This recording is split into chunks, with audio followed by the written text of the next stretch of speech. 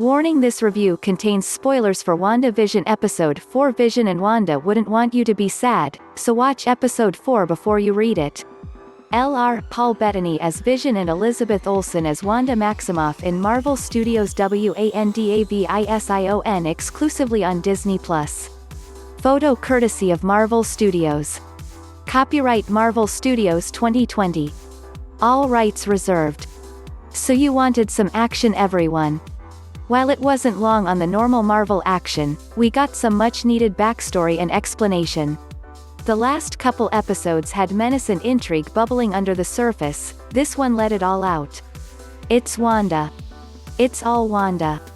Monica Rambeau got her backstory fully fleshed out down to the time where she was affected by the blip.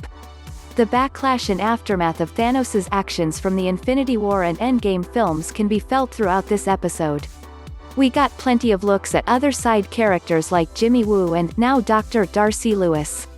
It turns out these two, in addition to Monica, are more relevant to the overall story than once thought. It was Jimmy Woo's voice we heard on the radio in Episode 2, and Darcy was the one that found out all about everything going on with Westview. This series continues to surprise with the quality and just the sheer weight to everything.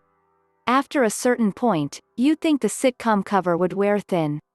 With everything going on in the background that we know because of this episode, including one of the most terrifying reveals in Marvel, it's sinister as hell. Where exactly are we headed though? That's a great question. We still don't have a lot of answers to our big questions. As Monica says at the end of the episode, it's Wanda, it's all Wanda. That should clue us into who's in charge here. How did these people get into Westview? Jimmy Woo and Monica Rambeau in WandaVision. If Wanda is the one creating this whole charade, then what are the motives, besides to run away from reality? Wanda is one of the more tortured characters in the current MCU. Her brother was killed by Ultron. Vision was killed by Thanos. So, this is all a giant defense mechanism against facing reality? That sure makes a lot more sense currently than some of the other theories that people have been floating around. Going into the show, the thought was that someone had to be controlling Wanda. That still could be true, but for right now, and especially seeing the end of this episode, Wanda is the villain here. It all leaves me wanting more. This current episodic release format builds the intrigue in ways that The Mandalorian could not.